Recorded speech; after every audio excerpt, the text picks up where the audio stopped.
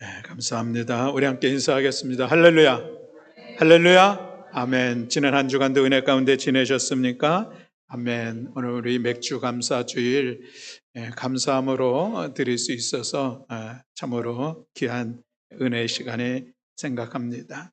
지난 상반기 하나님께서 베풀으신 은혜를 기억하면서 감사하는 우리의 예배를 하나님께서 기뻐 받아주시고 또 우리에게 감사함으로 예배하는 우리 사랑하는 성도들에게 이 시간 예배를 통하여서 크신 은혜로 함께해 주실 줄로 믿습니다.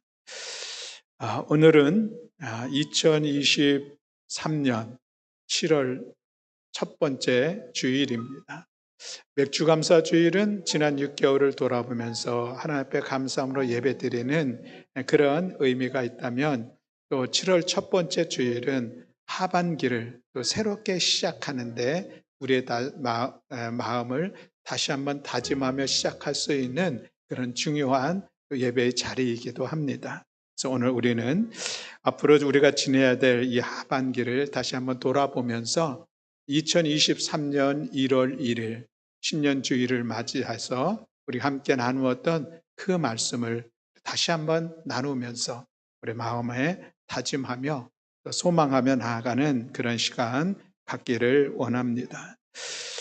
우리가 살아가면서 우리에게 뭔가 소망이 있다는 것은 참으로 귀하고 복된 시간입니다. 왜냐하면 소망이 없다면 내일을 향해서 살아갈 그런 아무런 낚시 없기에 주저앉을 수밖에 없고 낙심할 수밖에 없는 그런 삶의 자리가 되기 때문에 그렇다는 것이죠. 신학자 에밀 브루너는 이런 이야기를 했습니다. 사람의 폐에 공기가 필요하듯이 인간에게는 소망이 필요하다. 그렇습니다.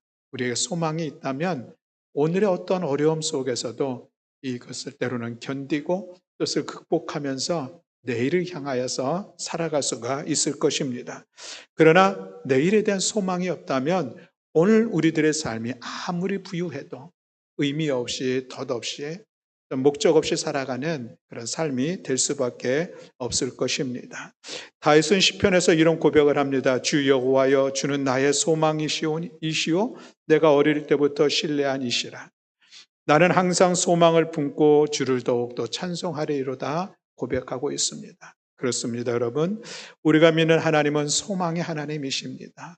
그리고 그 하나님은 변함없는 사랑으로 우리 가운데를 늘 품어주시고 넉넉하신 은혜로 우리에게 허락해 주시는 신실하신 하나님이십니다. 그리고 그 하나님은 우리의 모든 형편과 사정을 아시면서 우리가 구하는 것보다 더욱더 좋은 것으로 주시는 좋으신 하나님이십니다.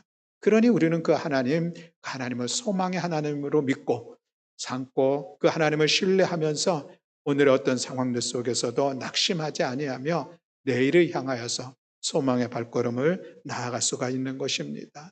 2023년 7월 첫째 주일, 이제 하반기를 향하여서 힘차게 출발하는 사랑하는 성도들, 여러분들의 삶의 자리마다 주님인 그리스도 안에서 또 하나님께서 주시는 선한 소원함들, 기대함들을 마음에 품고 하반기에도 믿음으로 나아가는 우리 모든 성도들이 다 되시기를 주님의 이름으로 축원합니다. 오늘 본문의 말씀은 데살로니가 교회를 향한 사도 바울의 칭찬과 격려의 말씀입니다. 데살로니가 교회는 사도 바울이 2차 전도 여행을 할 때에 세운 그런 교회였습니다. 그런데 교회를 그렇게 세우고 교회와 교인들을 굳건하게 세울 그럴 겨를도 없이 유대인들의 그런 박해를 받으면서 급히 떠날 수밖에 없는 그런 환경이 처지가 되었습니다.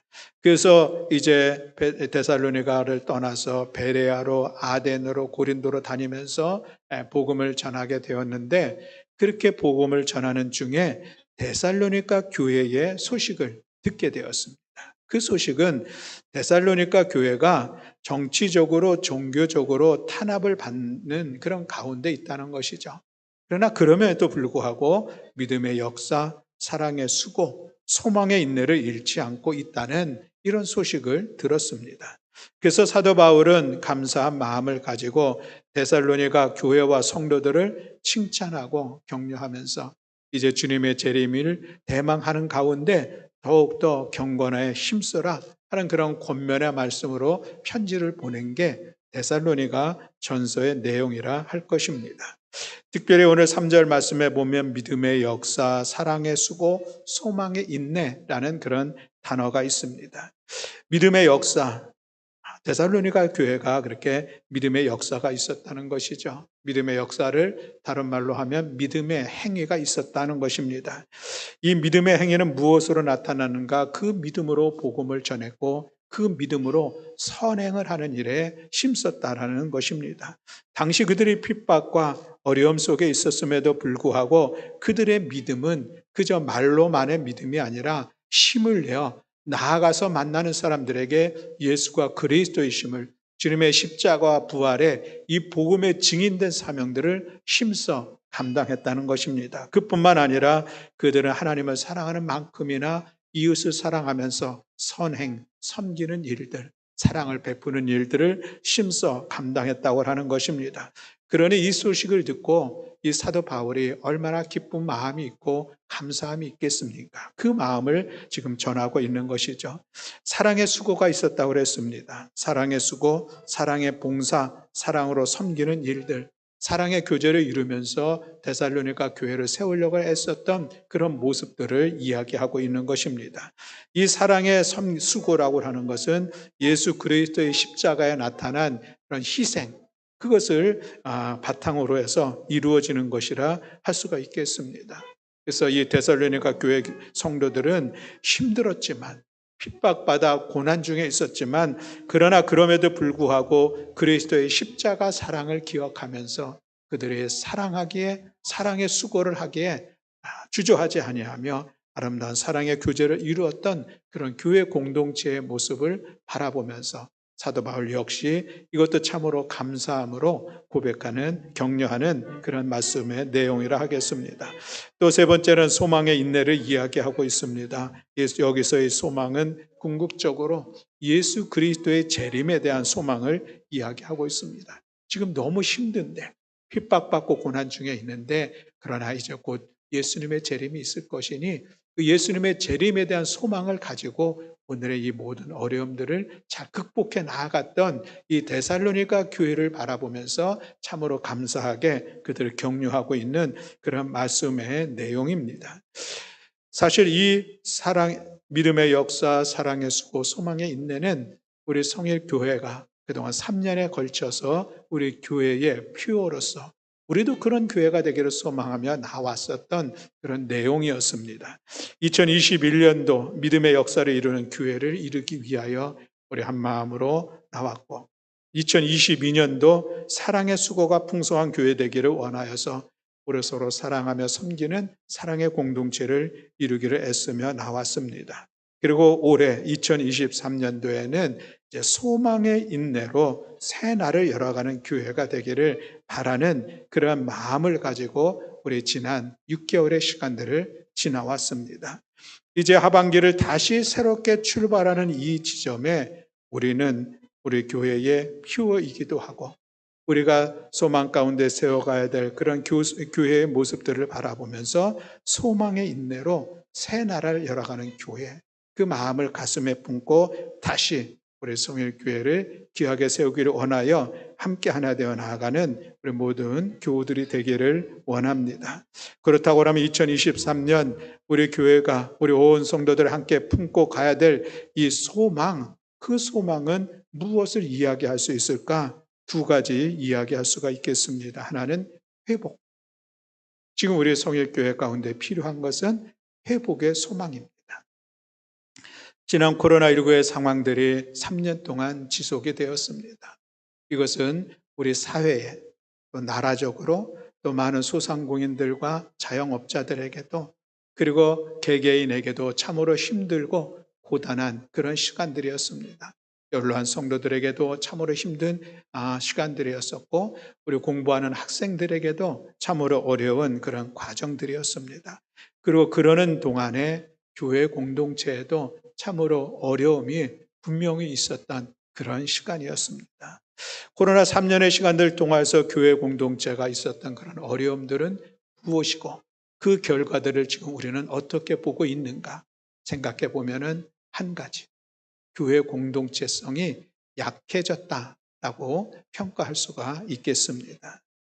공동체성이라고 하는 것은 교회에 있어서 가장 중요한 하나의 내용입니다.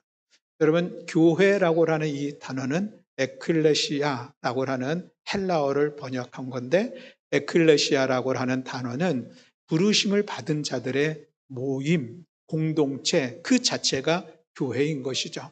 우리가 때로는 이 예배당을 교회라고 이야기하기도 하는데, 이 교회의 본래적 의미는 예수 그리스도를 믿는 믿음의 사람의 공동체.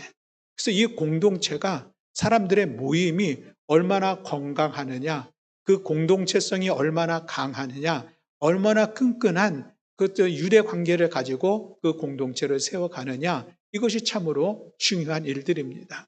우리 사회에도 아마 여러분들도 개인적으로 여러 가지 공동체에 소속이 되어 있을 것입니다.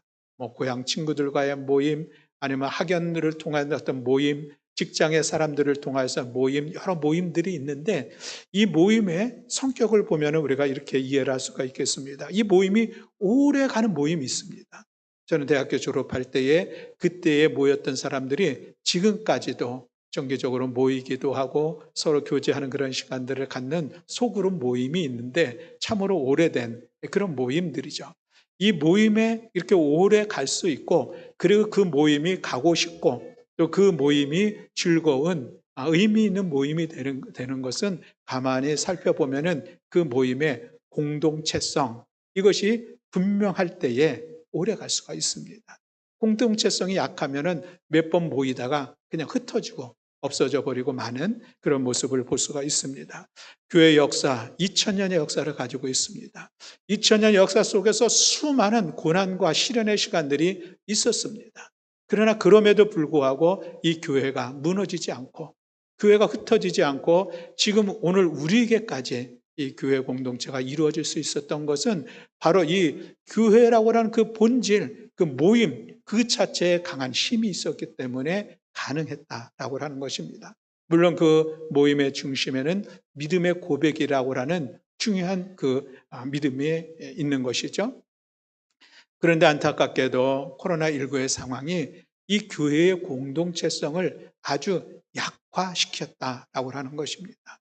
공동체성이 강화되기 위해서, 그것에 힘을 내기 위해서 해야 할 일들은 모임입니다. 모이지 않는 공동체는 그 공동체성을 유지할 수가 없습니다. 아무리 고등학교 동창들, 초등학교 동창들, 그 어릴 적의 친구들의 모임이라 할지라도 그 모임이 모여지지 않는다면은 그 모임은 이어갈 수가 없고 그 모임은 해체될 수밖에 없는 것입니다. 코로나19의 상황들 속에 사회적 거리두기라고 하는 것이 교회에서는 그런 모여 예배 드릴 수 없었던 그런 안타까운 상황들도 있었습니다. 그것이 좀 더 여유가 되어지면서 이제는 거리두기를 하면서 모여서 예배를 드리는 그런 시간들이 있었지만, 그것도 인원이 제한되면서 예배를 드리는 그런 시간들도 있었습니다. 이런 과정들을 통하여서 우리가 모이는 일이 참으로 어려워졌었던 3년의 시간이 어느덧 우리에게 좀 익숙해졌습니다. 이전과 돌이켜 비교해 보면은 그렇습니다. 이전에는 어떤 어려움이 있어도, 내가 좀 몸이 힘들고 아파도, 삶의 분주함이 있어도 예배의 자리만큼은 내가 참여해야지 애써 나왔었던 그런 열심들이 있었습니다. 기도해야지. 기도하기 위해서 모든 것을 뒤로하고 힘을 내어 금요 기도회, 때로는 밤을 새워 기도했던 철야 기도의 시간들도 있었던 것이 한국 교회의 특징이었습니다. 그러나 그렇게 기도에 모이지 못했던 3년의 시간이 어느덧 우리에게는 좀 힘들면 집에서 예배 드리면 되지, 집에서 같이 기도하면 되지 하는 그런 시간들을 지금도 갖고 있는 것이 사실입니다. 이렇게 모이기에 힘을 내지 못하니 공동체성은 약해질 수밖에 없는 것입니다. 이것은 우리 교회뿐만이 아니라 모든 교회가 보편적으로 그렇게 현상이 되어지고 있다라고 하는 그런 평가인 것입니다. 그러므로 이제 우리는 코로나의 상황으로부터 모든 것이 해제가 된 이 시대를 살아가면서 우리 다시 한번 힘을 내야 할 것은 우리 모이는 일에 힘을 내야 합니다. 교회의 공동체성을 회복하기 위해서 우리가 해야 할 일들이 있다면 힘써 모이는 것입니다. 서로 격려하면서 예배의 자리에 모이고, 우리 서로 응원하면서 기도의 자리에 모이고, 우리 함께 말씀을 배우는 자리에 모이는 일에 힘쓰는 우리 모두가 되어야 할 줄로 믿습니다. 편안한 신앙생활. 그것은 우리의 신앙도 연약해지는 그런 모습이 있는 것이죠.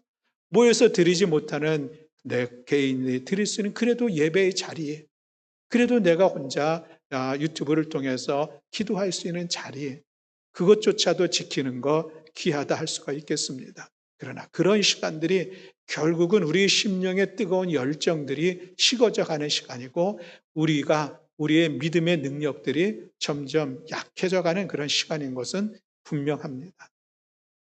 그러니 이 하반기를 지내면서 우리는 다시 한번 회복을 소망하고 회복을 꿈꾸고, 그래서 우리 성회교회가 힘써 모이고, 힘써 모여 예배하고, 모여서 힘써 부르짖어 기도하고, 함께 하나님의 말씀을 배우며 우리 성회교회의 공동체성을 다시 회복해 나아가는 일에 우리 온 성도들이 같이 마음을 모으고 힘을 내어 하나 되어 나아갈 수 있기를 주님의 이름으로 축복합니다. 초대교회를 보면은 그들은 우리가 상상할 수 없는 고난의 시간이 있었습니다. 예수를 믿는다는 그 일로 인해서 붙잡혀 가서 그 신앙을 버리지 않으면은 순교할 수밖에 없는 그런 상황들도 그들은 끝까지 그 믿음을 지키며 순교의 현장을 감당해 냈습니다. 사회적으로 사회에 있었던 모든 권리들을 다 포기하면서라도 신앙생활을 하려고 애썼던 그들의 모습이 있습니다. 그런 핍박 속에서도 그들이 초대교회가 무너지지 않고 세워가고, 오히려 그 고난 속에서 복음의 역사를 이루어갈 수 있었던 것은 무엇입니까? 성경에 보면 초대교회는 모이기에 힘썼다. 모일 때마다 그들은 힘써 기도했다. 그리고 기도함으로 그들의 성령의 충만함을 받았다. 이것이 사도행전에 우리에게 보여주는 초대교회의 모습입니다. 그들이 모이지 않았다면 그 박해로 인하여서 모일 수 없으니 그냥 흩어져 있었다면 이런 교회의 전통을 오늘 우리에게까지 흘려보낼 수 있었을까 싶은 생각을 갖습니다. 아마 그러지는 못했을 것입니다. 그들은 어떤 고난과 핍박 속에서도 모이기에 힘썼던 그 모습을 오늘 우리가 기억하면서, 아직도 코로나 환자들이 일어나고 있습니다. 그러나 이제는 우리가 국가적으로도 충분히 감당할 수 있기에 이제 모든 제재 조치들을 다 풀었던 이 상황 속에서 우리가 좀 더 힘을 내어 함께 예배하고, 좀 더 힘을 내어 함께 모여서 힘써 부르짖어 기도할 때에 우리의 성령의 충만함도 있고, 우리의 다시 뜨거운 심령을 가지고 주님의 몸된 교회를 세우며 하나님의 선한 일들을 이루며 우리들의 삶의 자리에서도 그 능력 있는 믿음을 통하여서 성도로서 거룩한 삶을 살아가게 될 줄로 믿습니다. 여러분 반드시 기억하기로 하는 것은 2023년 하반기 우리에게 소망이 있습니다. 그것은 회복의 소망입니다. 우리 교회 공동체성이 회복이 되어지고, 여러분들의 삶의 자리에서 여러분들의 믿음이 회복되어짐으로 인하여서 삶의 자리도 회복되어지고, 여러분들의 가정도 회복되어지는 그런 은혜의 날들이 될 수 있기를 주님의 이름으로 축복합니다. 두 번째, 우리가 2023년 품어야 될 소망이 있다면 그거는 변화입니다. 변화. 사회는 끊임없이 변화되고 있습니다. 그리고 그 변화되어지는 과정 속에 함께 변화되어 참여하는 사람이 남아있는 자다, 이런 이야기도 하고, 오히려 또 앞선 자들은 그 변화를 이끌어가는 사람이다, 이런 이야기도 하고 있습니다. 급속하게 변화되어져 가는 이 시대 속에서 그 변화에 적응하지 못하면 도태될 수밖에 없는 것도 현실이고 사실입니다. 교회는 기본적으로 좀 보수적인 성향, 변화보다는 현실을 잘 지켜나가려고 하는 그런 성향이 강한 그런 모습이 있는 것도 사실입니다. 그러나 그럼에도 불구하고 코로나19에 변화되어진 우리 사회의 모습들, 또 시대적인 이 변화 속에 우리 교회도 같이 그 변화를 오히려 이끌어갈 수 있는 이 선한 영향력을 끼칠 수 있다면 우리 교회는 하나님께서 기뻐하시는 교회요. 또 이 지역사회의 교회로서 거룩한 영향력을 끼치는 그런 교회의 사명들을 감당하게 될 줄로 믿습니다. 그래서 우리 교회의 변화를 꿈꾸고 소망하고 그 우리 교회의 모습들을 한번 새롭게 그려보고 하는 그런 시간들이 올 하반기의 시간이 될 수 있기를 간절히 소망합니다. 이런 변화를 위하여서 또 우리에게 주어진 귀한 일들이 있습니다. 그것은 이제 2023년도 7월 이후에 우리 성의교회에 새로운 담임 목사를 청빙하는 그런 시간들을 갖기를 여러분들에게 말씀을 드립니다. 저는 2024년 4월 서울연회에서 자원 은퇴하고자 하는 마음을 여러분들에게 전해드립니다. 우리 감리교회의 제도는 70세, 만 70세에 정년 은퇴하게 되어 있고 만 65세가 되면은 자원에서 은퇴할 수 있는 그런 나이가 됩니다. 저는 2024년 1월 19일이 되면은 만 65세가 됩니다. 그래서 2024년 4월 달 서울연회가 열릴 때에 이제 은퇴할 수 있는 그런 시간이 저에게 주어졌는데, 그래서 제가 그때에 이제 은퇴하고자 하는 그런 마음을 여러분들에게 전해드리는 것입니다. 이것은 갑자기 생긴 것이 아니라 제가 60세를 맞이하면서 앞으로 남은 저의 목회의 여정들이 얼마나 될까 하는 그런 생각을 하면서 기도하고, 또 과연 내가 몇 세까지 목회를 하는 것이 또 맞는 것인가 하는 그런 고민들도 있었고, 그런 시간들을 가지면서 하나님께서 제 마음에 주시는 것은 정년 은퇴가 아니라 자원 은퇴이다라는 그런 마음을 주셨고, 저는 그래서 자원 은퇴를 하기로 마음을 먹으며 우리 형제들하고도 그런 이야기를 같이 나누고 그랬습니다.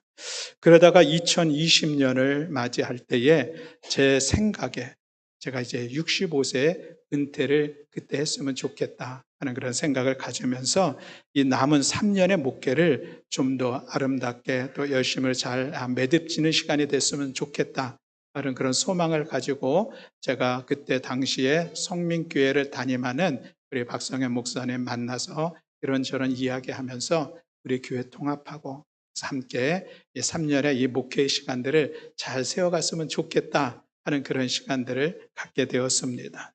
그래서 그때 통합도 하고 또 우리 박성현 목사님, 부목사님으로 오셔서 함께 목회 사역을 시작하게 되어지는 그 즈음에 안타깝게도 코로나19의 상황들이 발생하게 되었습니다.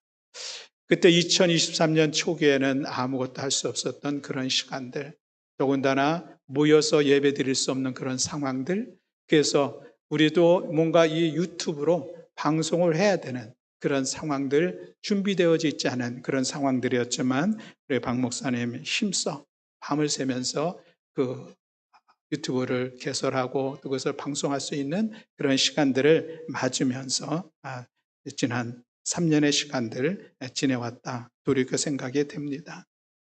그리고 나서 2023년을 맞이하면서 제가 소망의 인내로 새날을 열어가는 교회라는 이 주제 앞에 그 새날은 바로 담임 목사가 교체되어질 것을 준비하는 그런 해가 되리라 하는 그런 마음을 가지고 장로님들과도 그런 이야기를 여러분들보다는 조금 더 앞서서 같이 말씀을 나누며 오늘 예배에 제가 그 마음을 여러분에게 전하겠다는 그런 말씀도 같이 나누었습니다. 이제 우리 성회교회에 주어진 일들은 다음 새로운 담임 목사를 청빙하는 일들이 주어져 있습니다. 이것은 우리 성회교회에 참으로도 중요한 변화의 시점이라 할 수 있는 것은 분명합니다. 이 시간들을 우리가 어떻게 준비하고 우리가 이것을 어떻게 감당해 나아갈 것인가, 이것은 우리 성일교회 장로님들뿐만이 아니라 모든 교우들의 몫으로 여러분들의 과제로 저는 드리고 싶습니다. 후임 목사, 담임 목사를 청빙하는 일에 대해서 제가 이러니 저러니 개입하지 않고 그냥 잘 하시도록 제가 도와드릴 수 있다면 그 정도의 역할로 제가 이 일들에 같이 관계하고 싶습니다. 그래서 오늘 기획위원회가 있게 될 텐데 그때에 담임 목사 청빙에 대한 그런 이야기도 같이 나누면서 의견을 모아 앞으로 진행하고자 합니다. 아직 남은 시간들은 올 6개월, 그리고 내년 4월, 10개월의 시간이 짧을 수도 있고 또 어쩌면 충분한 시간이 될 수도 있습니다. 저는 이 시간들 속에 우리 모든 교우들에게 부탁하고 또 부탁하고 싶은 것은 기도해야 된다라는 사실입니다. 이 중요한 변화의 시간들이 우리 앞에 놓여져 있는데 기도하지 않고 그냥 나의 소견에 오른 대로 내가 생각나는 대로 이 일들을 진행한다면은 이것이 우리가 새로운 변화의 그런 긍정적인 모습이 아니라 오히려 교회 공동체 안에 갈등이 생기고 서로 상처받고 아픔이 있는 그런 안타까운 상황으로 갈 가능성도 충분히 있는 것도 사실입니다. 제가 5년의 시간들 단축해서 미리 자원은퇴하겠다고 하는 그 이유는 한 가지. 우리 성일교회가 또 새로운 모습으로 새로운 하나님의 부흥을 꿈꾸며 다시 일어나 나가기로 원하는 그 마음이었습니다. 일부 예배를 드렸는데 원로 목사님 한 분이 좀 모르는 분인데 예배를 드리고 가셨습니다. 그래서 뒤에서 가시면서 제가 이 말씀을 드렸더니 그 목사님 저한테 인사하면서 목사님 65세는 아직 어립니다. 그런 말씀 한마디 말씀 남기고 가셨는데 뭐 나이가 어리고 많고가 중요한 것이 아니라 저는 기도하면서 하나님께서 주신 그 마음이 있기 때문에 결단하고 여러분들에게도 공개함으로 인하여서 제 마음이 더 흔들리지 않도록 하기 위해서 이 시간에 예배를 통해 설교를 통하여서 여러분과 함께 말씀을 나눕니다. 그리고 여러분들이 같이 지혜롭게 마음을 모으고 뜻을 모아서 함께 기도하면서 이 상황들을 잘 이끌어 가기를 바라는 마음으로 제가 오늘 여러분들에게 말씀을 드렸습니다. 우리 교회가 무엇을 어떻게 해야 되는지 한번 돌아보는 시간도 되고 우리가 새롭게 청병해야 될 목사님은 어떤 분이었으면 좋겠는지 한번 여러분 서로 생각해 보면서 그 마음을 잘 모으면은 제가 확신하건대 우리 성일교회는 은혜 가운데 한 사람도 마음에 상처를 입거나 아니면은 다치거나 어려워하지 않고 잘 이끌어가게 될 줄로 믿습니다. 새로운 담임 목사의 청빙, 새로운 도약의 분명한 기회입니다. 이 기회를 사랑하는 성도 여러분들이 마음을 모아 함께 하나 되어 나아갈 수 있기를 바랍니다.